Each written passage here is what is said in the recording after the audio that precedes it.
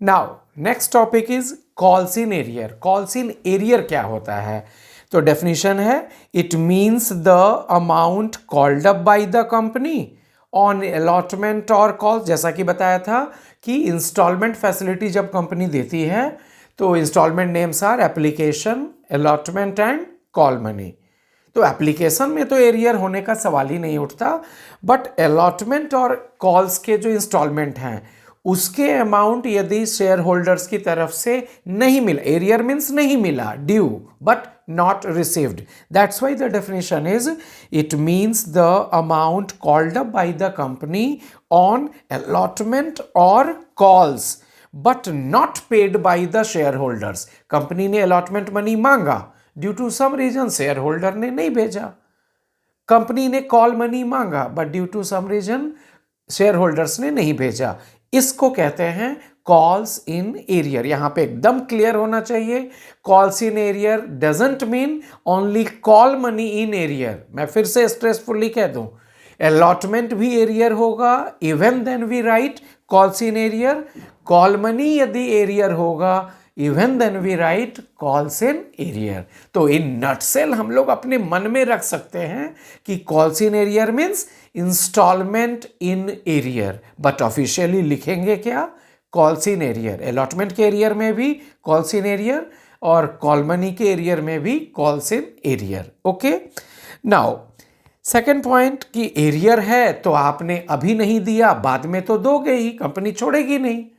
So due to some reason you have delayed the payment, बस ना, you suppose have to pay that amount in August और आपने उसे दिया अक्टूबर में, सितंबर अक्टूबर, 2 मंथ डिले, देना तो है। Arrear amount have to be paid by the shareholders to the company, that's final. अब होता क्या है, जितने डिले से आप पेमेंट करोगे कंपनी को, was supposed in August have been paid in अक्टूबर, तो 2 मंथ का डिले हुआ ना। इस 2 मंथ के डिले के लिए आपसे एरियर अमाउंट भी लेगी company, and company will charge interest from you as well.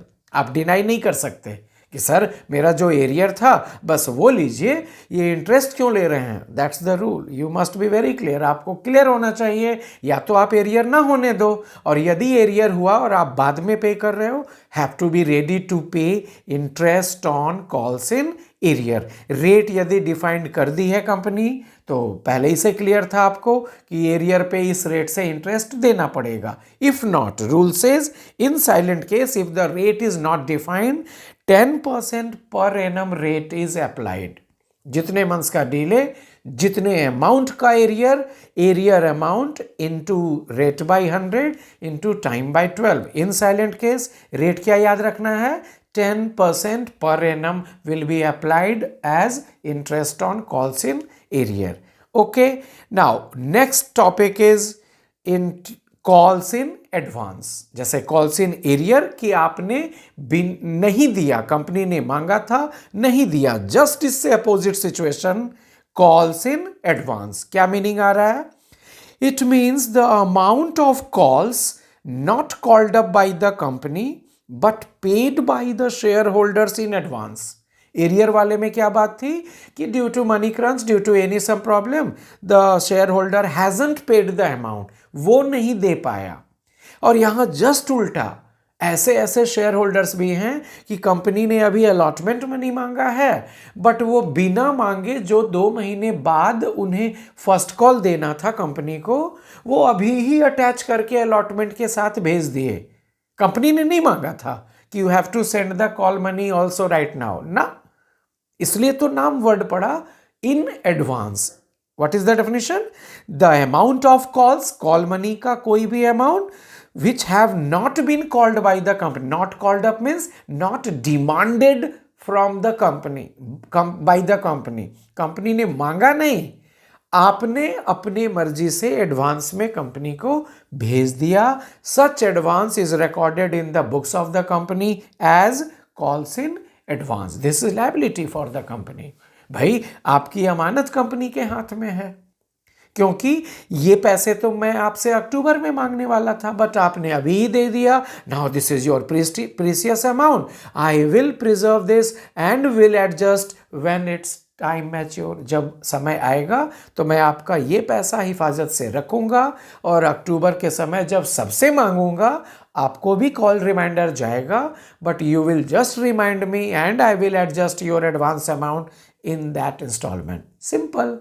यहां भी जानना यह है कि जितने समय आपने एडवांस में दिया, एरियर में क्या था, interest on calls in arrear आपसे कंपनी चार्ज करती है. जस्ट अपोजिट यहां कॉल मनी का जितना पैसा आपने पहले दे दिया, हम लोगों के एग्जांपल में 2 मंथ्स पहले आपने दिया है, for this 2 months advance payment you are going to receive interest from the company side.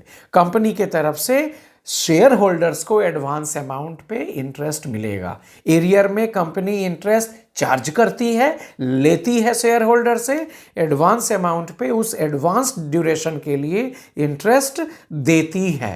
Rate यदि डिफाइंड है पहले से, बहुत बढ़िया. अदरवाइज यहां भी याद रखना है हम लोगों को कि इन साइलेंट केस 12% पर एनम रेट इज अप्लाइड.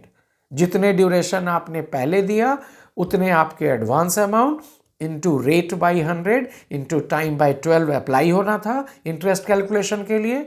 वहां पे रेट ना दिया रहे तो याद रखना है interest on calls in advance 12% per annum. In that topic interest on calls in arrear 10% per annum. यहां तक सारे पॉइंट्स क्लियर हो गए. What is the meaning of terms of issue of shares, what is the meaning of calls in arrear and what is the meaning of calls in advance. तो अब सारे basic theory points अभी हो गए. Next video में हम लोग मिलेंगे. अब जर्नल एंट्री बेस्ड क्वेश्चंस करेंगे and how to write the answers in answer sheet and have to secure marks. Okay.